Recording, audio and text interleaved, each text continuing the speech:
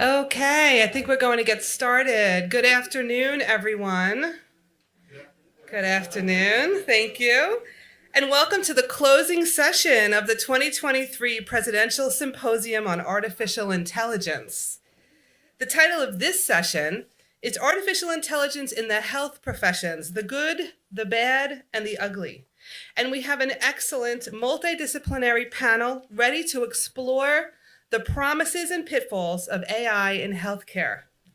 Our presenters are deep thinkers who are exploring this topic through the lenses of industry, research, clinical care, and educational experiences.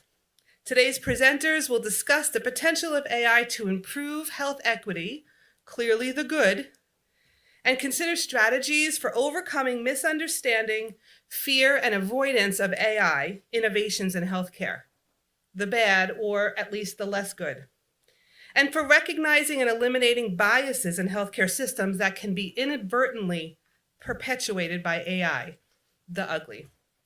But AI is here to stay, so let's dig in and see how we can garner its benefits and minimize its risks. I'll introduce each speaker prior to their presentation.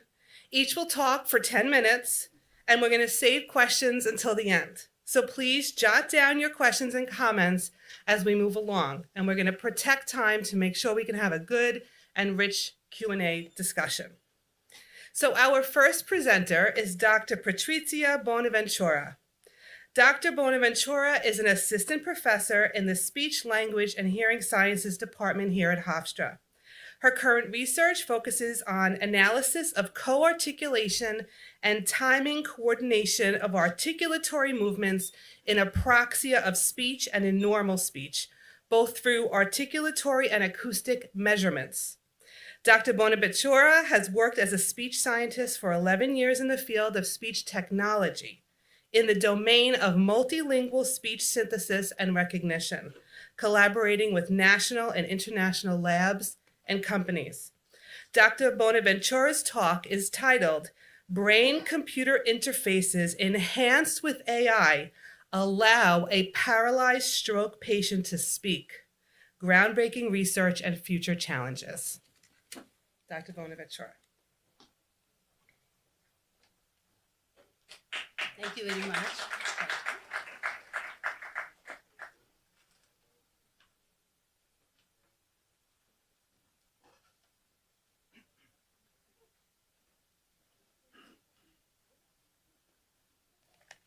So I would like to present an artificial intelligence application which helps paralyzed patients to speak. The system is formed by a BCI, a brain-computer interface which records the signals produced by the brain.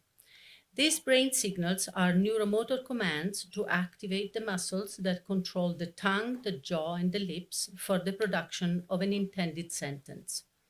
The patient who uses the neuroprosthesis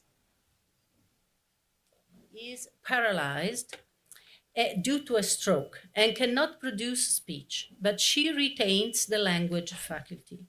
She can generate sentences in her brain, like good to see you again. She can think of pronouncing them, and she can generate the neural commands that would activate the muscles to move the tongue, jaw, and lips to say the words of the sentence, but the transmission of the neural impulses to the muscles is disrupted, so the muscles cannot move.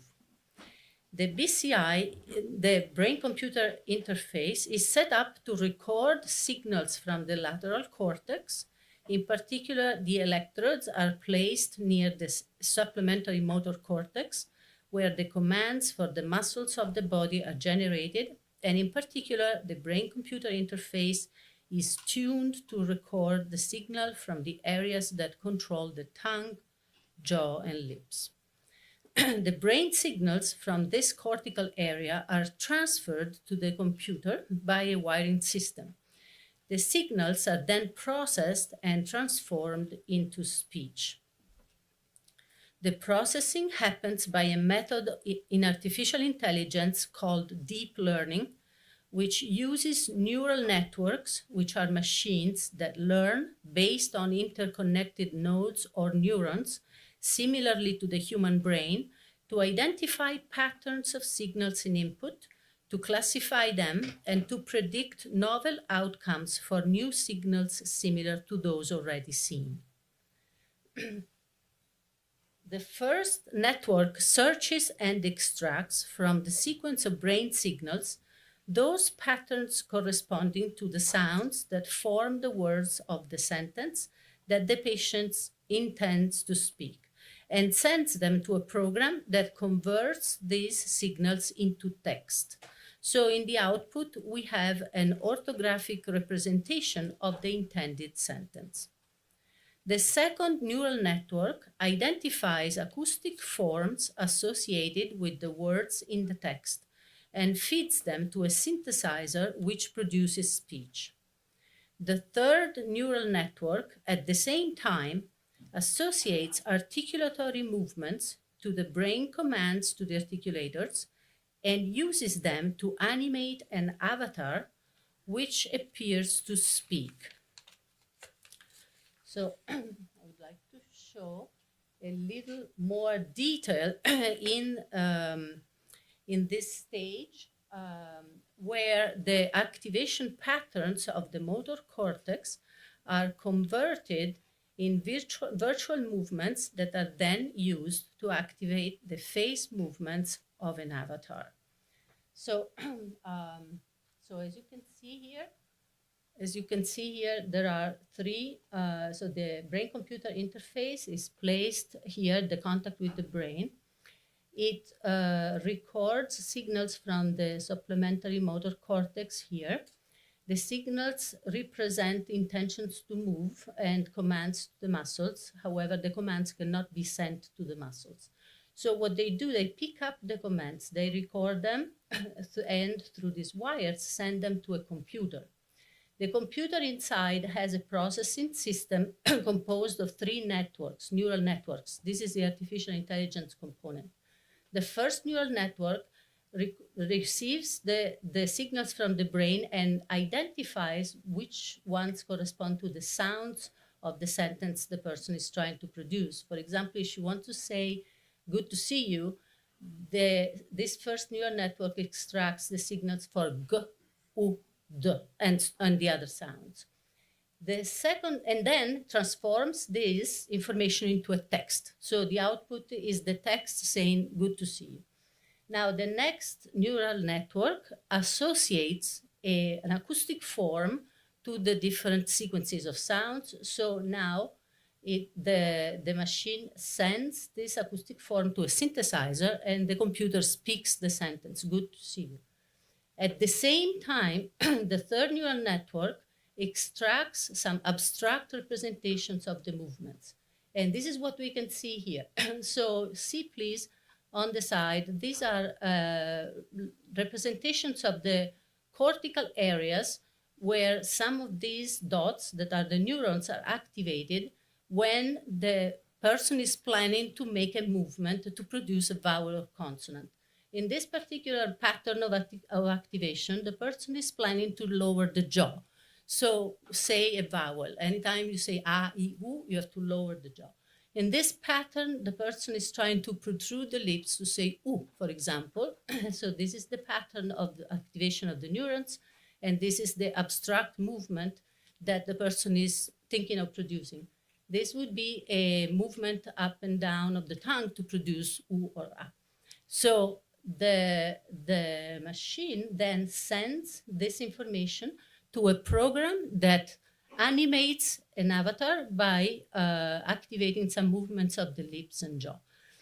I want to say, and I'll show you a video of what happens when the person does it. On the other hand, I want to say that there is another amazing feature of this neuroprosthesis, which is to adapt the voice of the synthesizer to the voice the person had before the stroke. So they took the voice of the person and adapted the signal to match a previous recording of the voice of the person before she had a stroke, because they want to personalize this neuroprosthesis so the person can identify with this new entity that speaks for her. So in this picture, you can see the person, the patient with the BCI here on the side, and then you see the avatar. Now I will show how, if you can please play the video, how the system works.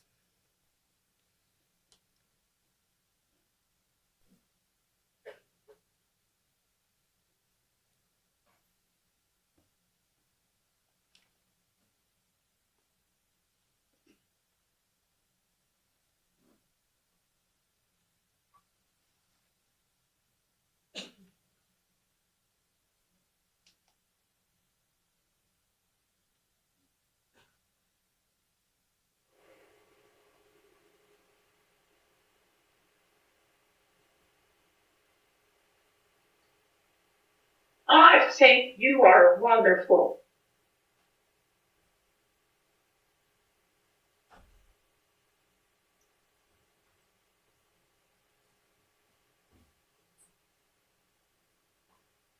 Give me a few minutes.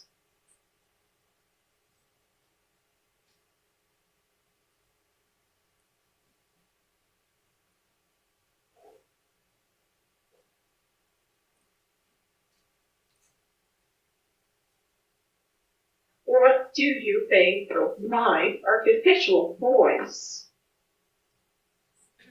Okay, so you have seen how amazing it is for a person completely paralyzed to be able to think of producing a sentence and have the computer say it. Two things to notice that are equally amazing. The fact that the system works in few seconds. So in few seconds, it does all the processing that I explained before and actually gives an output. Now, so it works almost in real time. The second amazing thing is that it can produce a speech at a rate of 80 words per minute when normal rate is 110. So it's for the technology we have, this is a great achievement. Okay, so and the third incredible achievement is that it can use the patient voice. On the other hand, so can we think about disadvantages of this application? Actually, no, I wouldn't say that in this case. It gives all the possible advantages to people with stroke. However, we can think of limitations. Yes, so there are three limitations that are important and we need to overcome in the future. So imagine this is very new discovery or innovation. The article on Nature that presents it went out on August 23rd, last month. So there are three in the words. So this is the future of speech pathology, if I can say that in an enthusiastic way. But it is still, AI is not moving along by itself. We need to control it because so the limitations are that this machine actually searches and finds what we tell it to find. So it so happens that we know what are the movements, the patterns of activations of the motor area for the different sounds. So we can use this machine only with a limited vocabulary. So it can only recognize 1,024 words. It cannot absolutely produce speech for a normal speech generation like we do, where we generate always new sentences. That's the first one. And the second is that the intonation is not recorded from the brain. So the sort of bad intonation you heard, the unnatural voice, is due to the fact that there are limitations in the synthesis technology. And if we, however, the bright side is that if we had a model of how intonation works and is really produced in the brain, we could use now this existing technology to synthesize a perfectly natural voice. So this is the next challenge for the future. Thank you very much.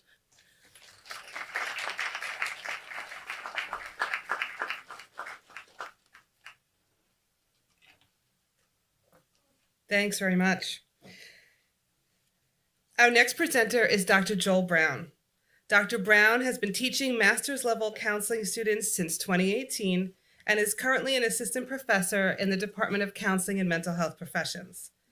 He has provided professional counseling services since 2014 to an array of culturally diverse individuals, groups, and families in community, school, and correctional contexts. Dr. Brown has lectured and presented on a wide range of counseling topics at local, state, regional, national, and international levels. His current scholarly interests focus on counseling experiences for African Americans and African American males in particular. Dr. Brown's talk today is titled, "Hey Siri, I Feel Sad, Emerging AI and Its Influence on Mental Health Service Delivery." Dr. Brown.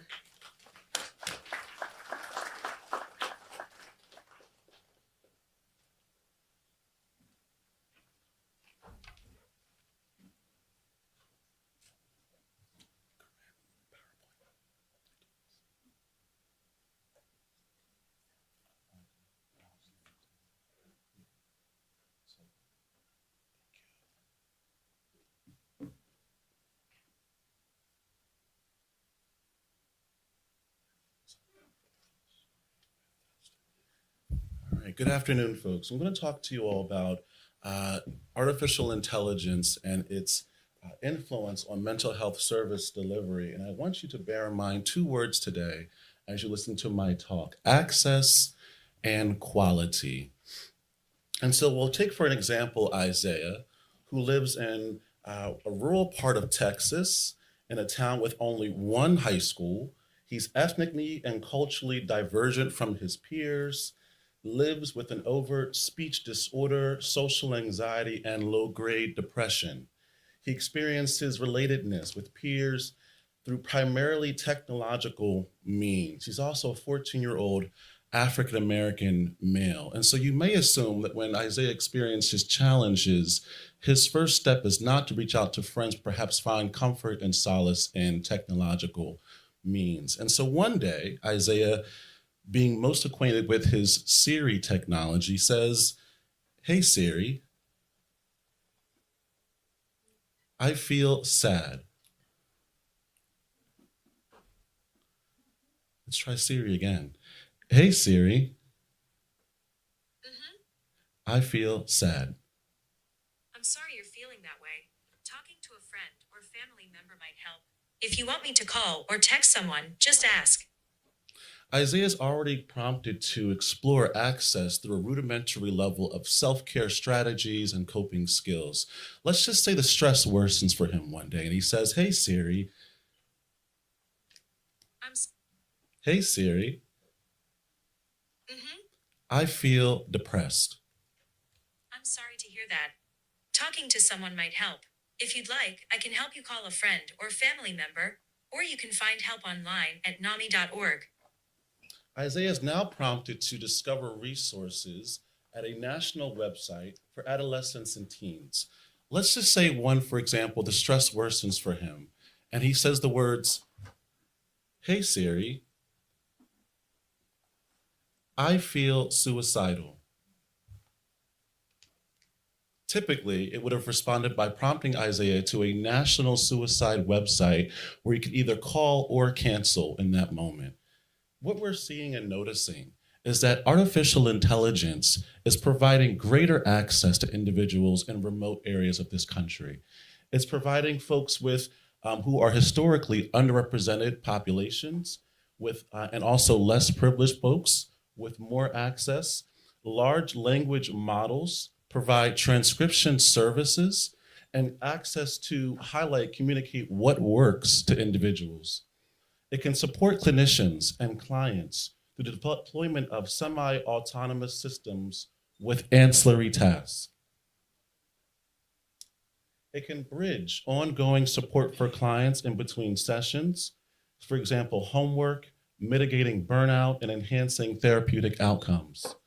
It can diversify types and modes of treatments with new AI models, quasi and fully autonomous. It's a substantial leap from ELIZA, the prototype that really parroted responses, as new software can now develop treatments in helping individuals with depression and PTSD. There is one prototype in Japan, which is an animal-assisted prototype, which can recognize at least a few points on the person's body and body language. It becomes a care bot that responds to its name, makes eye contact, learns, and has 5 senses. Also, Sony Computer Science Laboratories is working in coordination with certain efforts to create flow machines that autonomously create music. Some of the bad. It's supposed to improve and support, but not replace. Acting judiciously when infusing future AI software within educational and clinical contexts requires that clinicians and students act responsibly and treating AI as not a panacea or cure for one's depression. Both clients and practitioners may distrust the process and efficacy, and so it may raise certain questions. Can robots provide genuine, bona fide human connection? It will require the illumination of intimate aspects of therapy through large language models. An analysis will require both clients and therapists to divulge intimate aspects of therapy, raising privacy, confidentiality, and re-stigmatization issues. Some of the ugly as well. Integrating AI at a large scale will change the mental health market. And so it will require folks to think critically about how they are marketing to less advantaged and minoritized populations, raising the question that folks who can afford tried and true methods will stay with those means, and perhaps those who cannot afford will buy into the artificial intelligence applications. Human beings are bound to existing privacy laws, but does this extend to certain therapy software? Are certain laws waived when people mindlessly agree to terms and conditions required to install the app? Will existing disparities in SES create a system in which people who can afford conventional methods will pay for it, whereas others will sign up for AI modes in exchange for their rights to personal information? So some takeaways, folks. Large-scale artificial intelligence software integrates mental health services delivery systems in a way to potentially revolutionize how we do therapy. However, implementation of such technology will require prudent oversight as to not create and/or perpetuate harm. Thank you.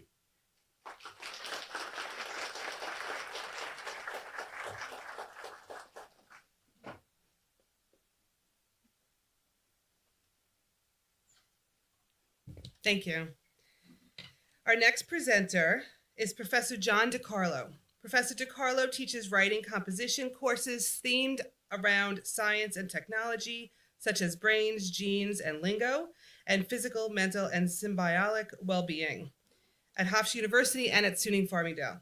Professor DiCarlo is the author of 2 books, Life and Death, Poetry and Prose, Walking Through Lebanon, and Had I But Time, I Could Tell You, Hamlet's Unspoken Dialectic with Descartes, Kant, and Heidegger. Professor DiCarlo has advanced certificates in immunology from Harvard Medical School and serves as the Poet Laureate of the Long Island Philosophical Society. Professor DiCarlo.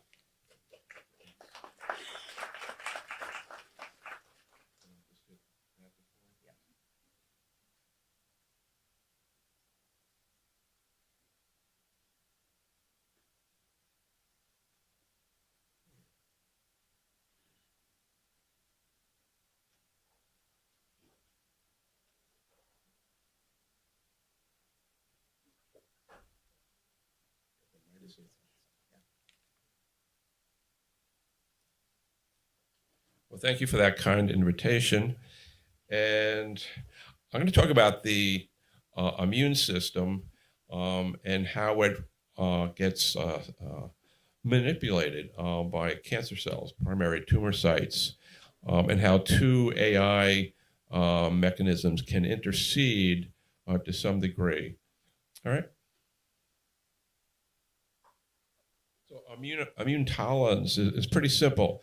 The immune system is set up to tolerate self-antigens, things that belong in the body, and to attack rather aggressively other antigens. And maintaining that balance is essential in terms of the proper kind of discrimination. Unfortunately, cancer cells not only intercede in a way that the immune system does not attack a primary tumor site, but actually they're very clever and resourceful, and can get various agents of the immune system to support the tumor. I'm going to focus on the macrophage, but the stem cells, T cells, the regulators of T cells, neutrophil, and fibroblasts, all essential elements that can fight a tumor, are subverted into helping the tumor site.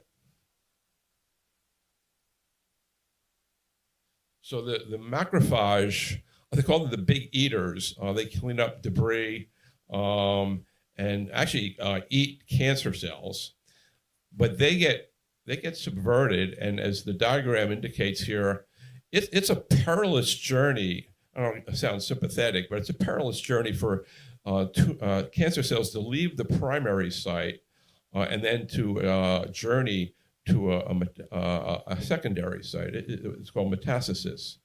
And the macrophage actually enable them to do that. There's still a lot of them die on the way, but the ones that are successful, large do. That's due to the assistance of the macrophage. So that's deadly when a tumor spreads to a secondary site. Often, in the lungs or the heart, it will go to the brain, and that really complicates things. Okay, on a positive note, two avenues here. One, when a drug has been produced by a pharmaceutical company, they can test it to see whether it will, how it will interact with the cancers. The part of the issue with cancer is you have multiple cancers in a tumor, and that's why chemotherapy has to be so varied. And then secondly, how to best deliver the new drug into the tumor. So those are the two handles of AI that we'll focus on. Just a back note, proteins are composed of hundreds, if not thousands, of amino acids and connected with peptide bonds. And the way they curl, it's almost like a horde of snakes, and the ultimate form that they assume determines their function. All right, and we're going to see the AI will try to calculate the actual folds within the protein.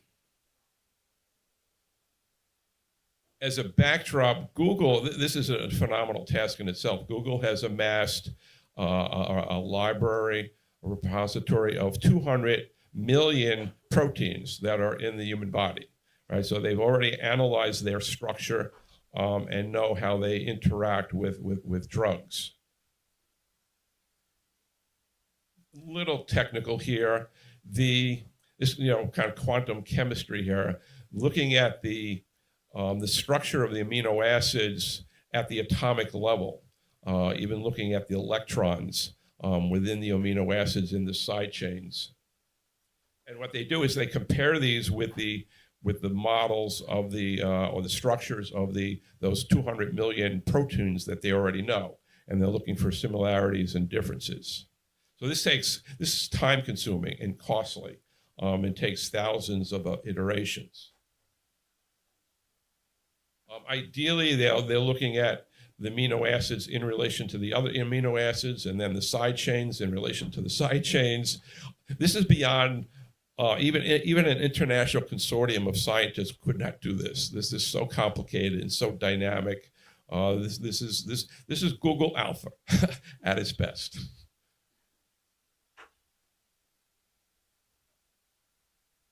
So actually, it does pretty well. 85%. So they can, like click chemistry now, they can create new molecules, new proteins, and then judge how well it will interact with a certain biopsy from a patient, the composition of the cancers there, and can predict 85% of the time, yes, this will work, or this will not work. Limitation, they can't explain where the other 15% go, and they can't improve on that, and I'm not quite sure why yet. Okay, but it's the complexity, and the dynamic interaction of all the electrons, all the amino acids in relation to each other and the overall protein. Just a quick note, if you're familiar with CRISPR, that's an alternative technique that tries to modify and edit genes which have become mutational. So the Google subatomic analysis tries to fix the things in terms of the effects. The CRISPR tries to get to the cause of them. But the CRISPR is not as effective, only about 73%. And it's got a lot of offshoots too, a lot of mishits that cause complications. So the Google Alpha really is the best means right now. You're a pharmaceutical company, you're spending billions of dollars investing, and you want to know that your drug is going to work, or at least high percentage, the Google Alpha is your way to go. MD Anderson in Texas, very up there with the Mayo Clinic, Harvard, Yale in terms of research. And they've come up with a combinational drug, chemo drug. In boxing, you have a 1-2 combination. The notion of blitzkrieg, sending in football, sending in all the linebackers and trying to tackle the quarterback. So combinational drugs with chemotherapy are helpful, but there's a negative effect. So there's the potency, but what these do is, as we said, the immune system can have various reactions. They actually can get the immune system to overreact. Okay, and we call this a cytokine storm. Inflammation, if you ever got a little cut on your finger and it gets infected and the immune system sends in more nutrients, more fluid, more white blood cells, it hurts. It gets tender. It's overinflamed. Inflammation, one of the leading causes of illness and disease. So in about 50% of the patients, you get kind of an autoimmune response. The immune system is over-responding. And that can be dangerous. So another solution now, second prong, folk at MIT, they're good with their math and physics. They've come up with a nanoparticle that can be loaded up and carries 3 chemo drugs simultaneously. Each one has the precise ratio of how much of the drug should be administered, and it's simultaneous. It's the blitzkrieg, everything happening at once, and that's proved to be very effective. It's the cancer cells just get overwhelmed. So much is hitting them simultaneously with the exact ratio of potency.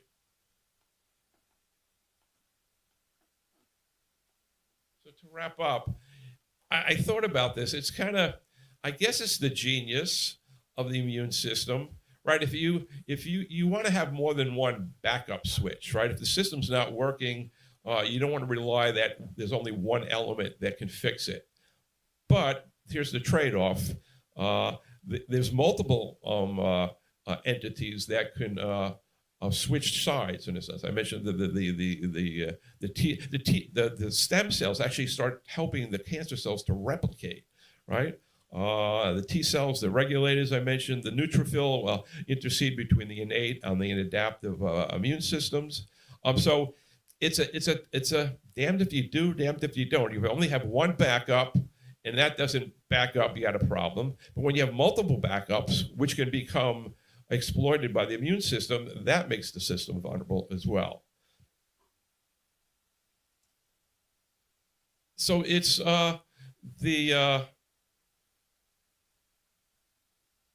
so the AI still needs to be refined. The Google Alpha, the nano system's working pretty well, and but lastly, it's costly, right?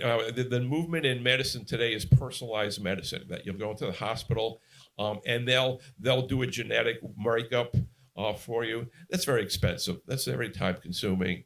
There's more of a mass production going on. and even in ERs and very high-class hotels, I'm going to say, hospitals. It's, they're overwhelmed. They're overwhelmed. They were overwhelmed even before the pandemic. Costly, complex, and not exactly precise. These are the issues that AI still struggles with. Thanks a lot.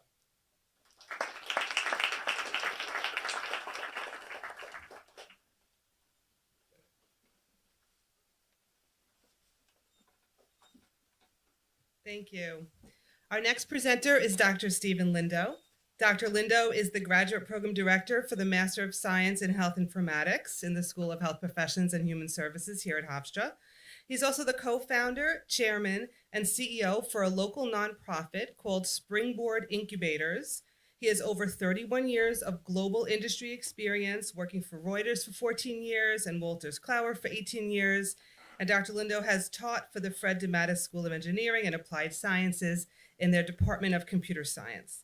Dr. Lindo's talk today is titled Using Artificial Intelligence as a Solution for Populations Living in Poverty Starts with Eliminating Bias in Human Behavior, not AI. Thank you. Thank you very much. Everybody can hear me okay? Yes? All right, very good. So I want to say that this talk, I'm hoping to provoke questions, or at least you guys going out and solving this problem, because I don't really have a solution, but all you young, bright minds is what I'm hoping will eventually go ahead and solve it. So just a quick bit of background, right? So social determinants of health, a topic that you've heard over and over again. There's lots of things that cause our health to either improve or degrade across the board. And some of these include things like language barriers, right? Access to health, and all along the way, it includes other things like just your education, your ability to advance educationally. And those things cause those problems around health. One of the main, or what I would say is the primary issue with SDOH, right, is poverty, right? And when you think of poverty, I want you to take this 7 seconds in your mind, right? And hopefully that's showing. Ooh, I'm sorry.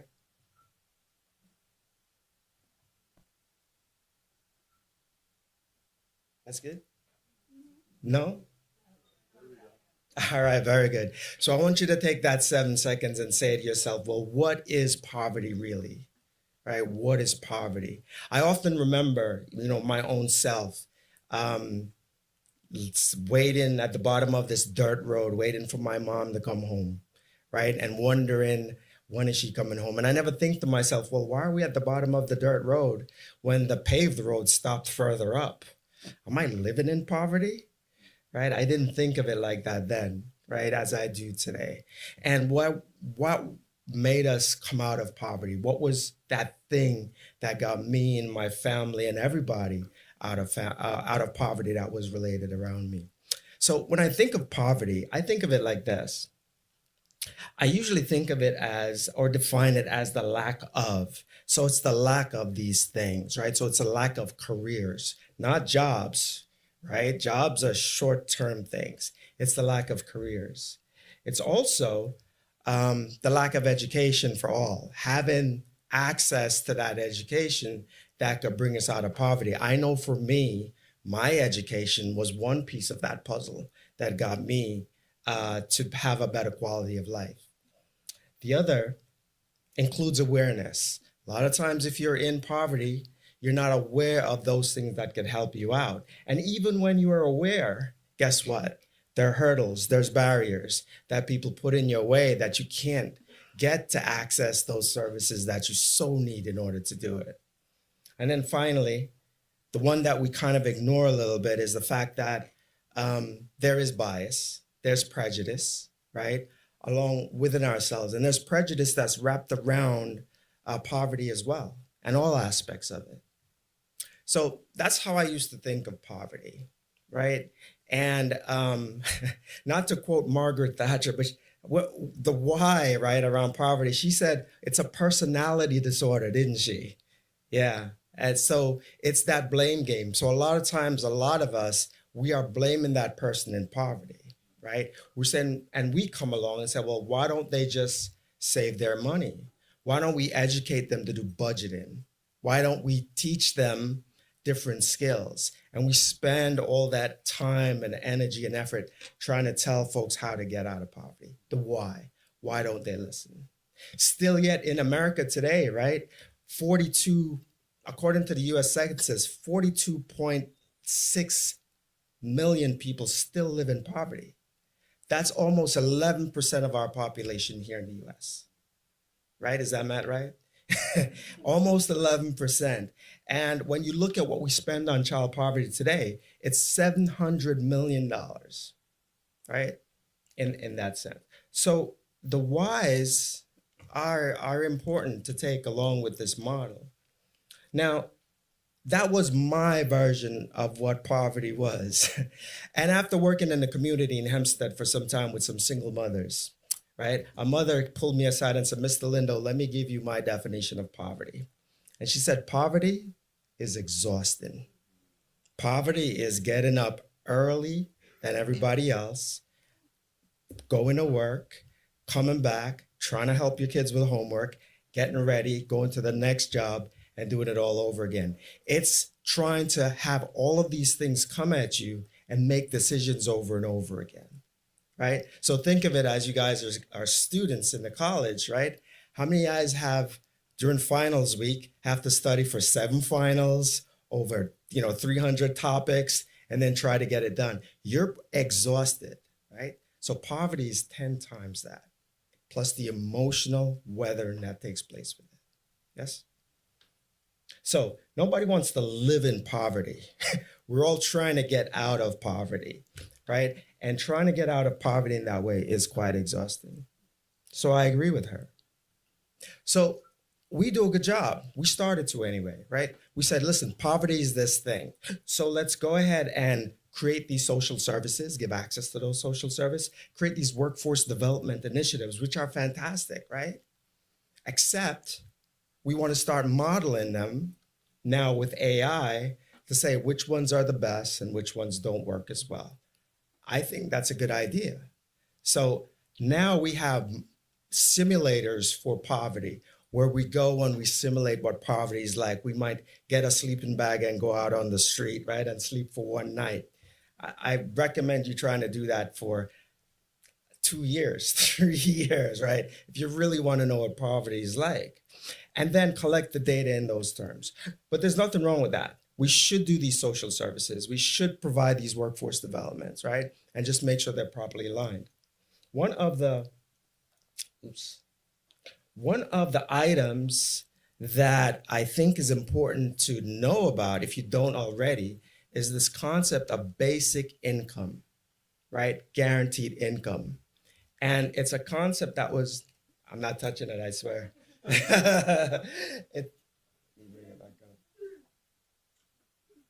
It's a concept that is, when you talk about basic income, it's a concept that is saying, look, you can provide a basic income for someone to cover their costs. If poverty is defined as, and it exists when someone cannot pay their basic needs, right, then why not give them that basic income to do it? Okay, so these are proven studies that work, and that's one good model. And now I know that in America, about 40 or so mayors across the state is adopting those models and trying to provide that, but small scale, right? Remember, it's 42.6 million, right? And we're doing this tiny much of it. So that's the start of it. And if this guaranteed income works, this basic income, why not do it for education? That's a separate argument you guys will have with the provost, right? And the president. So yes, so those are the things. But listen, in computer science, we have the solution. My boss has never come to me and said, can you solve this problem in computer science? And I've said no. My answer is yes. So here's our 1, 2, 3 solution. We identify the most vulnerable population. Then we create these predictive models. And then we go ahead and then we monitor. And then we go ahead and provide that solution, right? So now we know which machine learning algorithms or which machine learning models will help us elevate us ourselves and that population out of poverty.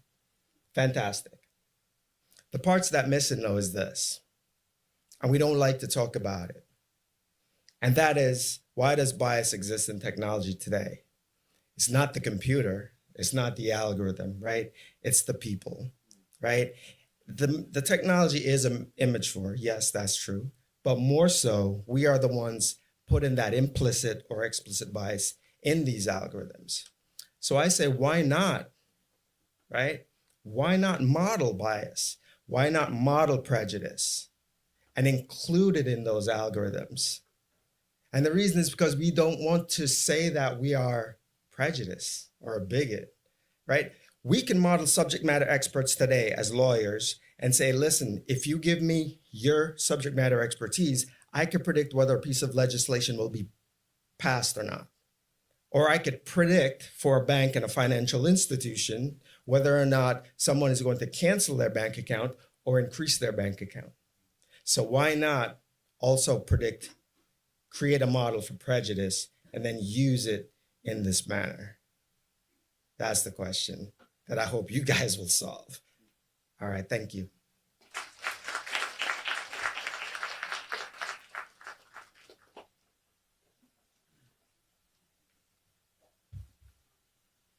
Thank you. Our final presenter is Dr. Hofstra Podhoff. Dr. Podhoff is a full-time faculty member in the Developing Doctor of Physical Therapy program in the School of Health Professions and Human Services here at Hofstra. She is also a physical therapist with a focus on treating orthopedic conditions, and her research is focused on utilization of 3D motion analysis and other advanced technologies in healthcare and healthcare education. Dr. Podhoff's talk is titled The Do's and Don'ts of Artificial Intelligence in Physical Rehabilitation.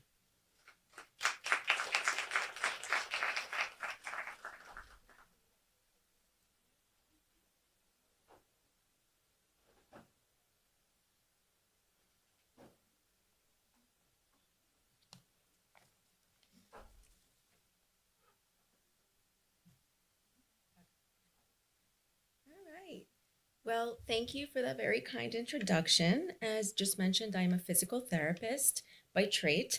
And today I'm going to share with you a story of a patient that I recently treated that I think exemplifies some of the benefits of artificial intelligence in healthcare, but also demonstrates some of the things that we want to be cautious about. Before I get into that, I'd like to pose a question for you. When it comes to human thinking, can machines think? Or can machines mimic human thinking?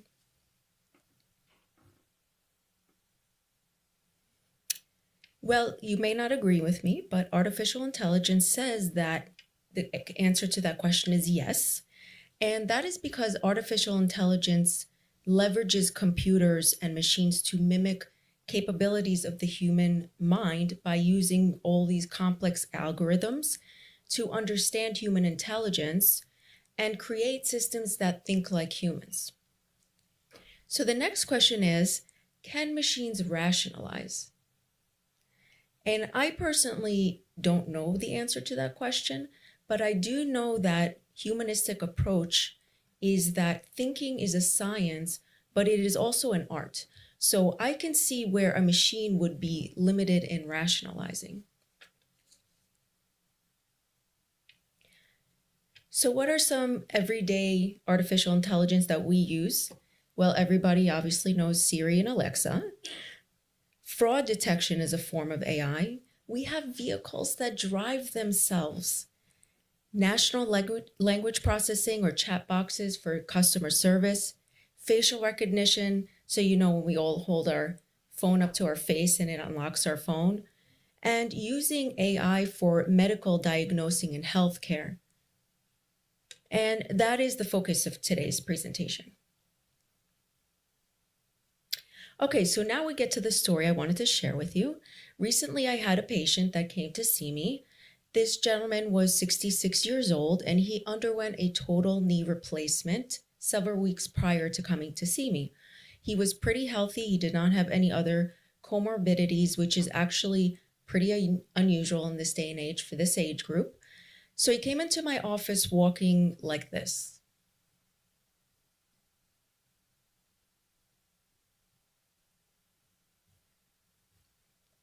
So he basically couldn't straighten his leg all the way. It was just kind of stuck in this slightly bent position. And of course I said, oh goodness gracious, what happened? And he went on to tell me that a few days after recovering from surgery, he decided to use ChatGPT. We all know what that is, of course, hot topic. So he decided to use ChatGPT to look up exercises after total knee replacement. So I went on to ChatGPT and I typed in exactly what he had, exercises after knee replacement surgery. And this is what came up. So what came up is this beautiful list of exercises with steps on how to position yourself and some other really great instructions. So of course, to my patient, that seemed really great. But let's take a closer look at a couple of areas that I have circled here. So on the left side of the screen,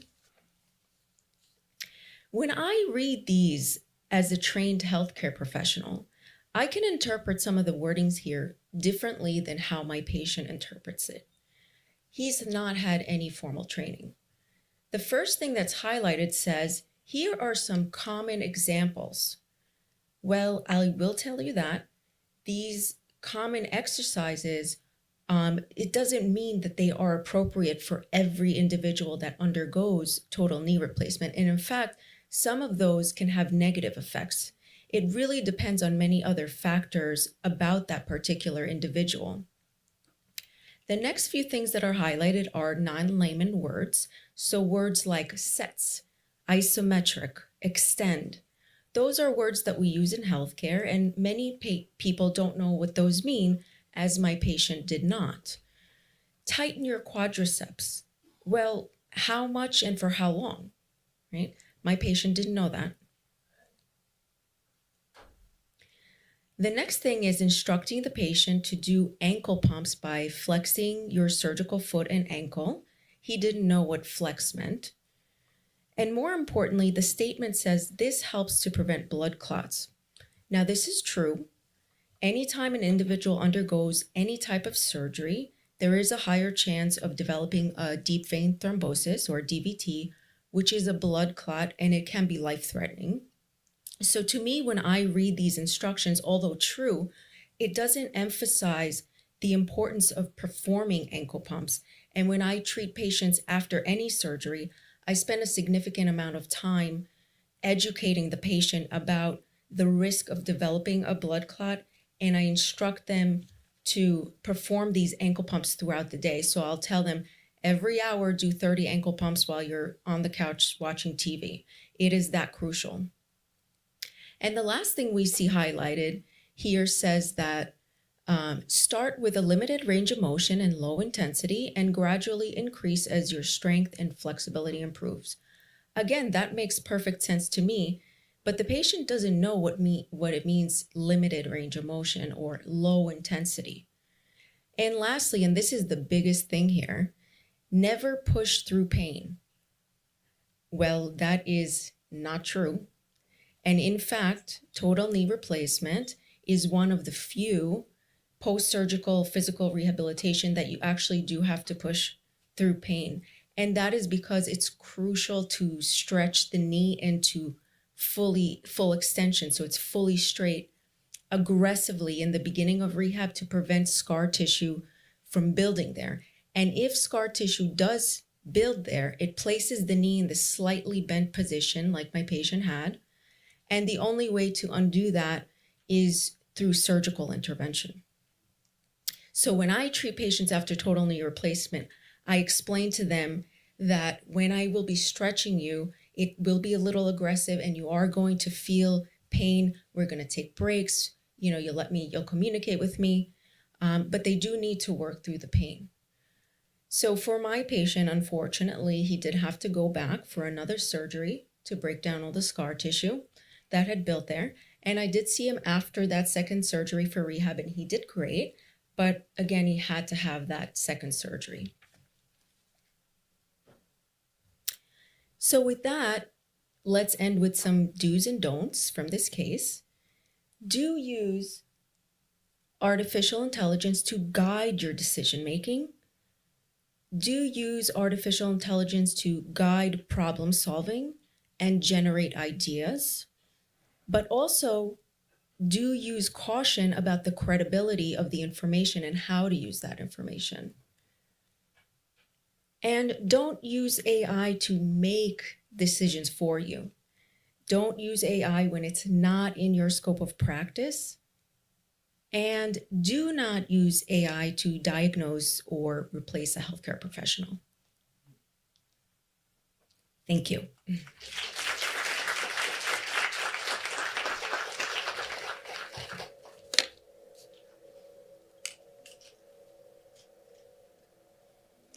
Thank you so much to all our presenters for those provocative discussions. I'd like to invite you all to come up to the platform now so that we can engage in some Q&A.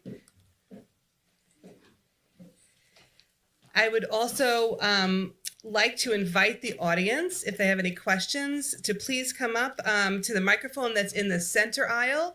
And please speak clearly into the microphone because this session is being live streamed, and information will only be picked up if you're speaking directly into the microphone.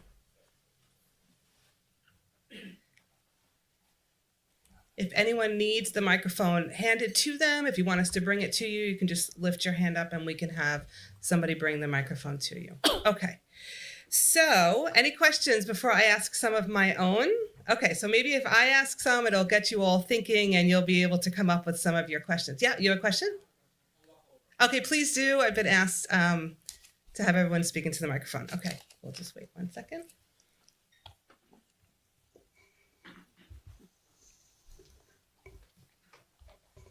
My question pertains to the situation where someone had total knee replacement and they used ChatGPT and got bad advice.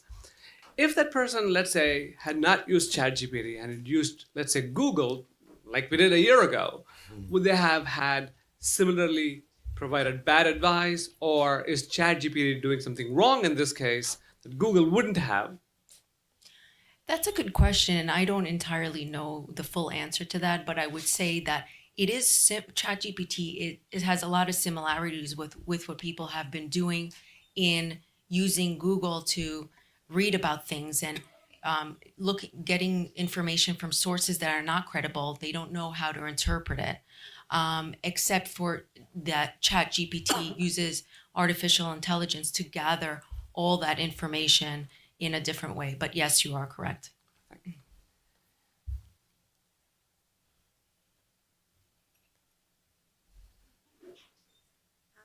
Hello, I'm from the Department of Computer Science. It was a very thought-provocative panel, and I have several questions. The first, I found your presentation about how artificial intelligence can aid people after stroke remarkably useful, and exactly you can see very few things that would be negative. My question is about, the processing, how accessible this thing is going to be, because I know that processing is expensive. We need supercomputers basically to train this model. And is this something that would be accessible to? Yes, it is going to be. It has been submitted to FDA already, so they are planning to make a device commonly available. Yes, and the processing is not too burdensome. It's really feasible to access these devices. Yes, of course, as you have seen, it's an invasive technique. So the microelectrodes are placed in the brain. So of course. It has limitations. However, there are wireless models that have been developed. So the person is not attached by wires to the computer. Yeah. Thank you. I have a question for Steve Lindo. Steve, when you're thinking about having a model of a bias, I mean, this model can be decoupled from what is the system that is being biased. So, and already these systems, you have a bias input there in them, right? Somehow accounting for. So, I mean, just it's thought provoking, but you can't decouple it, in my opinion. You can in some cases, but when it comes to poverty, the way that we deal with poverty today is that prejudice is all entangled with it. And from a computer science sense, yes, if we could start thinking about that in some kind of authentic way, then we probably can pull that information out and model it. And that's what I hope will happen, right? But it still means that the person doing that needs to understand what prejudice is and what prejudice is not and who they're prejudiced. Thank you for the question. I just want to make a comment just so there is no misunderstanding. The self-driving cars are one of the problems that AI hasn't solved. They're very limited, but there is so much going on that is outside. If the car knew exactly where it is, the environment around, you can predict what to do. The issue is with all these things that are going around. So this is actually active research, and I'm glad we're hiring a new faculty his expertise is in self-driving cars, so students should be very excited. Thank you very much. Thank you. I have a question for Dr. Brown. During your presentation, you spoke about semi and fully autonomous forms of AI incorporation into various mental health services. What does the research say in terms of implementing and assessing this? Sure. So scholars have talked about 3 stages of implementation. The first on a continuum, the first stage being assistive, where AI software would assist clinicians in terms of documentation, assessment, intake, et cetera, even scheduling, freeing up clinicians' time to do the meat of therapy. The next stage would be more of collaborative, where they would perhaps work in tandem with clinicians to deliver interventions and techniques with supervision, perhaps from professionals. And then lastly, we're looking at fully autonomous models in which the software or AI would work independent of supervision or human supervision. And that's like years and years down the line, but definitely a continuum and from assistive to fully autonomous. Thank you. Okay, Dr. Porov, what strategies are being used to address situations where patients are attempting to self-treat? Yeah, and this is unfortunately becoming common. And there's 2 kind of pieces to that. One is as the clinician spending the time educating the patient about what not to do and really emphasizing that from the early continuum of care as soon as the patient is out of surgery or whatever. And the other piece is in education. So it's going to be in the way we educate our next generation of healthcare providers to educate their patients. So it's like a 2-step thing that we have incorporated. And in fact, I have been doing that in clinic a lot more often and spending the time with patients that I do see in the early continuum of care to warn them that, while this is a great way to get information, it does not replace the healthcare provider. Thank you. Along those lines, Professor DiCarlo, you mentioned how pharmaceutical companies are looking at the way, Google Alpha is generating this information. What about oncologists? What about, cancer providers? What about patients? How are they utilizing this technology or asking questions about it? Well, that's a good question. So they call it translational medicine, where you have scientists doing basic research. And can you hear me? Yes. Good. So they're often open-ended. They just have curiosities and sometimes spend decades. And then they might find something, and they'll go to doctors who are treating patients, and So, does this resemble anything like that you're working on? And the doctor might say, well, actually, we had a biopsy, and it was kind of odd. We weren't sure. Maybe there's a connection, and the doctors can facilitate that too. They'll say we have an uncurable case here. Here's some biopsies. With cancers, we're in this post-genetic stage. What does that mean? That it isn't the initial transcription of the genes, which goes to the mRNA and then triggers protein folding. There's post-translational aspects, especially in tumors where we call them phenotypes. You got the genotypes that are genetic, and then phenotypes, and those are, you get horizontal transfer between cells, all kinds of odd things going on, and harder and harder to treat them. And as I mentioned in the presentation, you get multiple mutational strains in a tumor. So that dialogue is bidirectional, and the pharmaceutical companies will wiggle in there because the doctors need, if the basic scientists and the doctors agree on something, well, now we need to find a drug. And the pharmaceuticals are eager to get involved. But, I don't want to, they do all right, I think. Although, there's a lot of competition for there was a race to get the COVID vaccine. And a lot of companies were going at it. And some of the bigger ones got there first, or their name allowed them to dominate. So smaller companies spent millions, if not billions of dollars, and then for naught. So I think they all need that assurance that if they find something, they want to test it not only in clinical trials, but with maybe even the Google can help them in a preliminary kind of elimination of what might not work. Thank you. Dr. Bonaventura, can brain-computer interfaces be used to manage cognitive memory deficits deriving from stroke?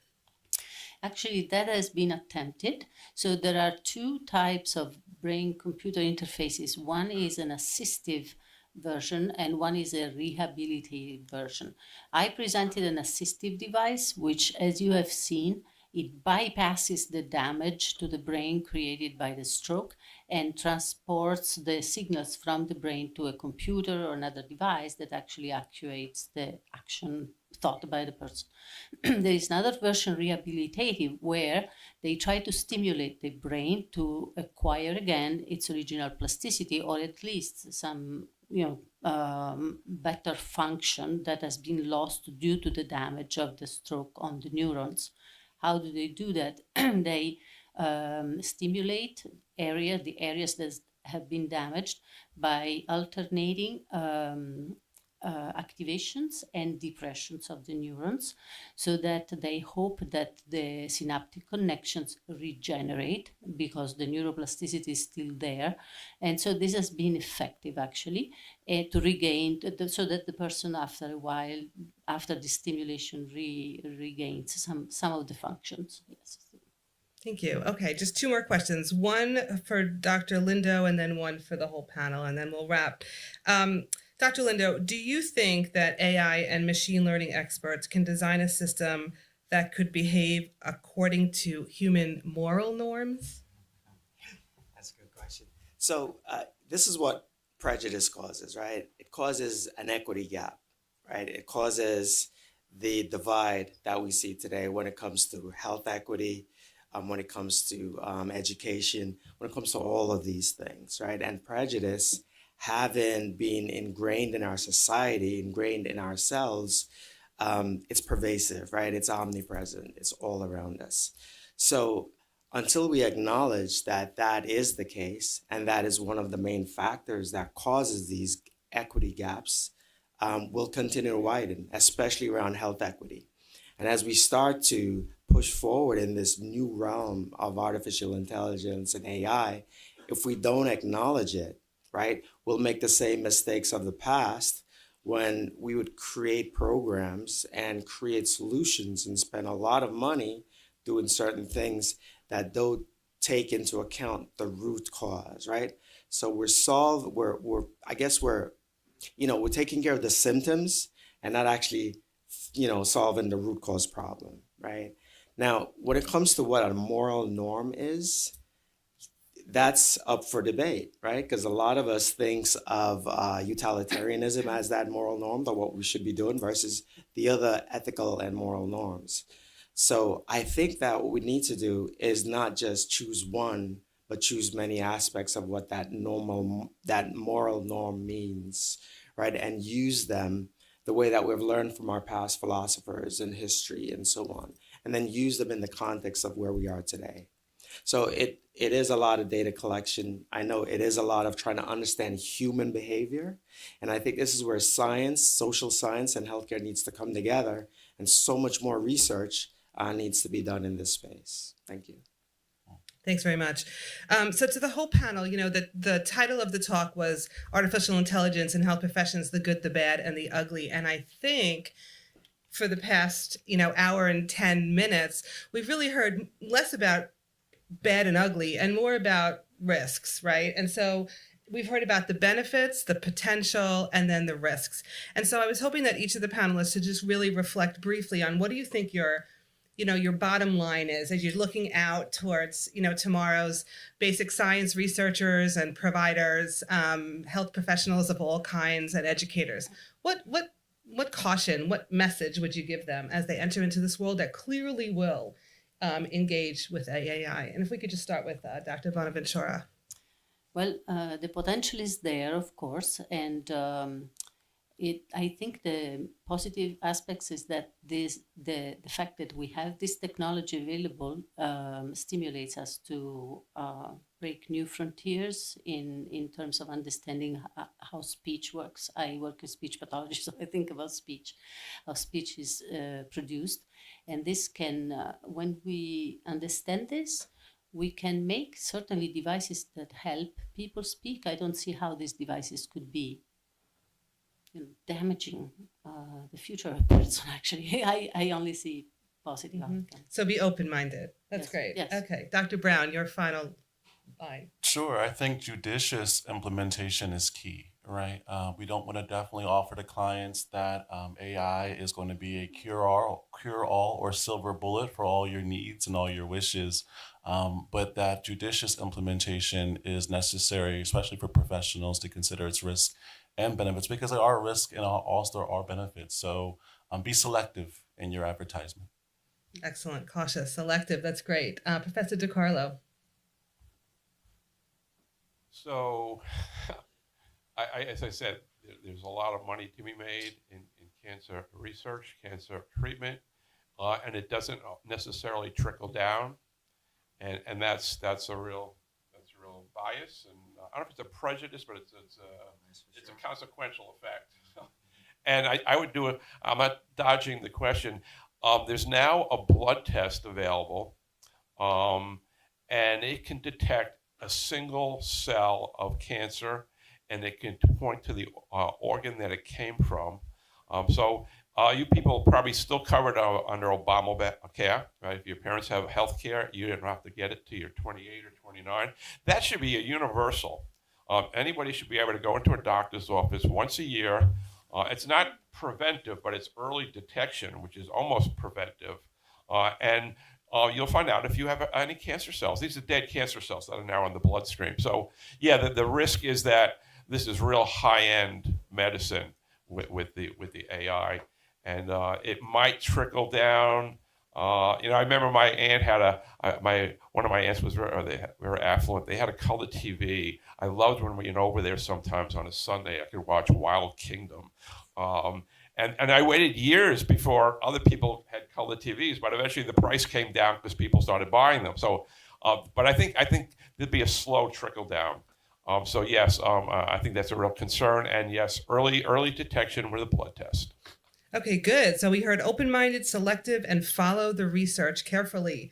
Good. Dr. Lindo. Yes, I would say, when it comes to my topic, so first, I don't want to give the impression I'm a computer scientist. All my degrees are in computer science, and I did it because I love it, And but when we consider AI and the space that we are in today, one of the things that we need to start measuring, right, is the idea of what is our real digital maturity, right? So your digital maturity is your ability to consume and create digital technology.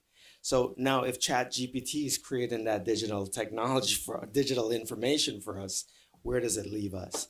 So I think we should reflect deeply on what is our ability to create digital information and really take a look at what our digital maturity is going forward. And then, have a come to Jesus moment with yourself about doing that. Thank you. Great, thank you. Dr. Podorf. Well, I guess I would say that when we think about the healthcare system that we have in the US, many people will say that there's a gap between how we are treating and diagnosing and the technology that we have, and that the model that we have now may not be sustainable. So I'm excited for the next 20 years because this is relatively new, and training a whole generation to revolutionize how healthcare looks is exciting. So be excited, and I think in the next 20 years, it will be in a much better place in closing that gap. Excellent. Thank you. Great words of wisdom from our panelists. Before I invite up one of the conference organizers to give the closing remarks, I just want to thank again all of our speakers. Really very interesting and provocative, as someone said, talks. So thank you so much. I also want to thank the Cultural Center staff here at Hofstra who just put on, who really put on a great 3-day symposium. And so thank you so much to the Cultural Center staff. And do we have one more question? Is that what I'm hearing? Okay, so is it possible for us to bring the microphone over? Okay, you're going to use that one? Okay. I am very interested on how this technology will affect interrogation techniques. Interrogation techniques. Anybody want to give us? I think so. Repeat that, please. Hold on a second. I am very interested on how this technology would affect interrogation techniques. Interrogation techniques. So is this for me, the question? I think so. Okay. So interrogation, you mean by the police? What do you mean by interrogation techniques? Yes. Well,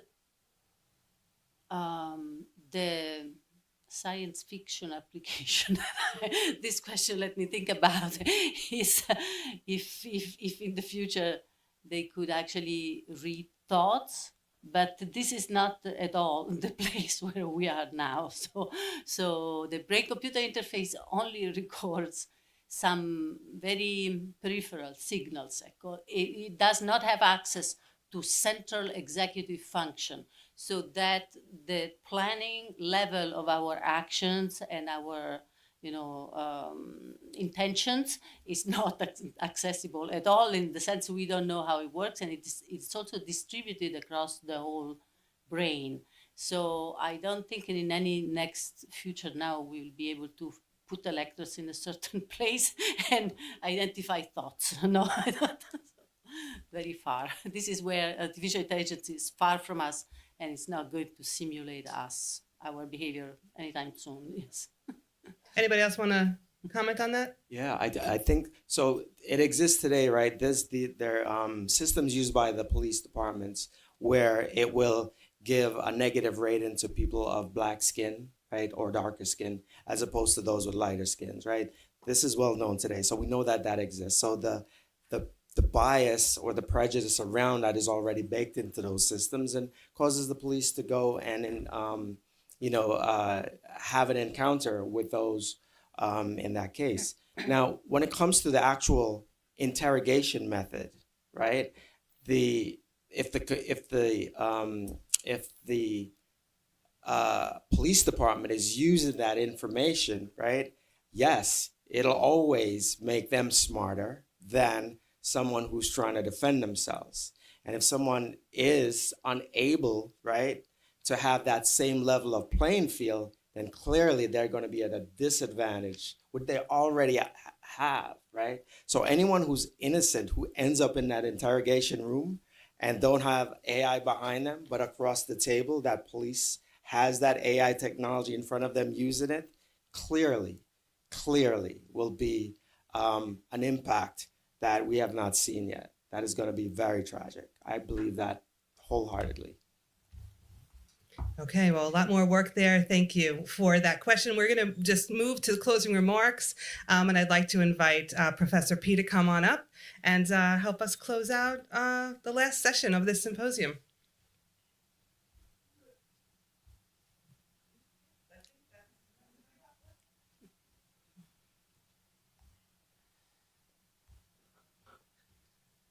Thank you, panelists, for an excellent session. I was roped into this endeavor as a co-chair along with my fellow professor, Christopher Elliott. But this wouldn't have actually worked out at all without the involvement of the Cultural Center and especially Athleen here. So I want to start by thanking her enormous contribution to pulling this off. But I also want to thank all of my colleagues for their insightful comments to how AI can help in the variety of domains that we as an institution address here, from healthcare, education, computer science, technology, engineering, the law. There are so many unforeseeable applications of artificial intelligence, a brand new technology, but old at the same time. I mean, AI has been in existence pretty much using that term of artificial intelligence since the 1950s. So it's old technology, but what we are seeing now is this big leap, this explosion in effectiveness, in its ability to work closer to our expectations. But I think the final word obviously has not been written yet. I'm so happy to see so many youngsters here today, so many students here today who are going to actually take this forward. It's not up to us old fogies to say the last word on these things. It's up to you Speak guys. for yourself, old fogey. Hey, I'm only 3 months older than you are. But really, I think your enthusiasm shows, your presence here is an indication that there's a lot of things that we can expect to see in the future. Yes, there's bias to be addressed. Yes, there's misinformation to be handled. And obviously, the technology is nowhere near being deployed, without supervision, right? I mean, there's hallucinations and there's so many crazy things happening. But these are things that we can at least partially solve with your involvement. So I'm happy that you're here today. I'm happy for our panelists. I'm actually glad to be at an institution that prioritizes a topic as important and something that's going to be central to your lives, central to your children's lives in the future. And again, thank you all for coming, and thank you for making this a success.